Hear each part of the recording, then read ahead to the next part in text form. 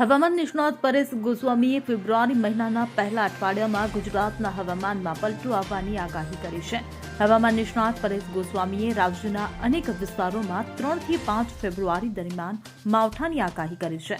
આ માવઠાની સૌથી વધારે અસર સૌરાષ્ટ્ર, ઉત્તર ગુજરાત અને મધ્ય ગુજરાતમાં જોવા મળે તેવી સૌથી વધુ શક્યતા છે.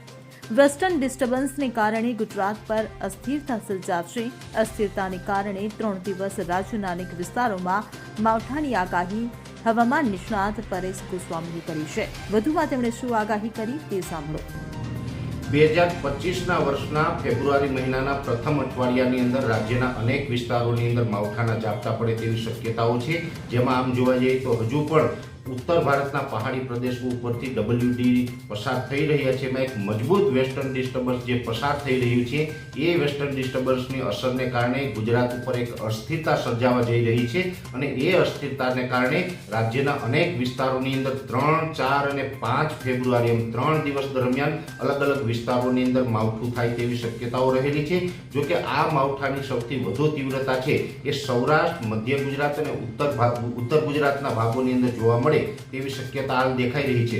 ઉત્તર ગુજરાતના પણ વાવ, થરાદ, બનાસકાંઠા અને મહેસાણા અને જે સાબરકાંઠા જિલ્લો છે આ તમામ વિસ્તારોને આ માવઠું પ્રભાવિત કરે અને 3 અને 4 તારીખે ઉત્તર ગુજરાતના આ વિસ્તારોની અંદર માવઠું થાય તેવી શક્યતાઓ છે. મધ્ય ગુજરાતમાં પણ ગાંધીનગર, અમદાવાદ જેવા વિસ્તારોની અંદર 3 અથવા તો 4 તારીખે એકદમ છૂટાછવાયા સામાન્ય ઝાપટા પડી શકે.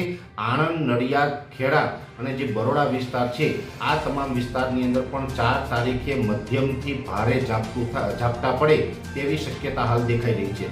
સૌરાષ્ટ્રની અંદર પણ જે દ્વારકા, જામનગર, મોરબી, સુરેન્દ્રનગર, બોટાદ, ભાવનગર અને એ સાથે રાજકોટ, જૂનાગઢ જેવા વિસ્તારની અંદર પણ 3 અને 4 તારીખે મધ્યમથી સામાન્ય ઝાપટા પડે તેવી શક્યતાઓ છે.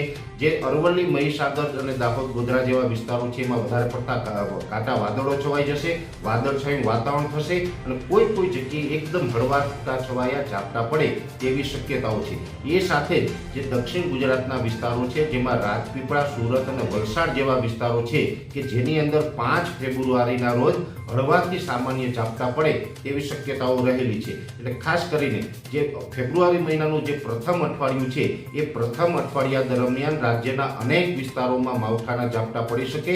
વેસ્ટર્ન ડિસ્ટર્બન્સને કારણે એક અસ્થિરતા ઊભી થવાની છે અને આ અસ્થિરતા છે એ ગુજરાતના ખેડૂતો માટે ચિંતાનું કારણ છે. ને આવનારા જે ફેબ્રુઆરી મહિનાનું પહેલું અઠવાડિયું હશે એ આવનારા દિવસની અંદર ગુજરાતની અંદર અનેક વિસ્તારોની અંદર આ માવઠું થશે અને આ માવઠું છે એ જે વિસ્તારોમાં માવઠું થશે ત્યાં તો ઝાપટાઓ પડશે. જે વિસ્તારોમાં માવઠું ન જોવા મળે એ વિસ્તારોની અંદર વધુ પડતા ઘાટો, ઝાકળ પણ જોવા મળે, ધુમ્મસ જેવું વાતાવરણ જોવા મળશે અને અનેક વિસ્તારોની અંદર વાદળછાયું વાતાવરણ પણ જોવા મળશે. એટલે ખાસ કરીને ફેબ્રુઆરીના પ્રથમ અઠવાડિયાની અંદર રાજ્યના અનેક વિસ્તારમાં માવઠું થવાનું છે અને એની સૌથી વધુ તીવ્રતા છે એ સૌરાષ્ટ્ર, મધ્ય ગુજરાત અને ઉત્તર ગુજરાતના ભાગોમાં જોવા મળે તેવી શક્યતાઓ હાલ અમને લાગી રહી છે અને આ અસ્થિરતા ઉપર અમારી સતત નજર રહેશે અને આ અસ્થિરતાને કારણે રાજ્યના કેટલા વિસ્તારો પ્રભાવિત થશે એ સતત અમે આપના માધ્યમથી દરેક ગુજરાતીઓને માહિતી આપતા રહેશું. Bureau report CN24 news.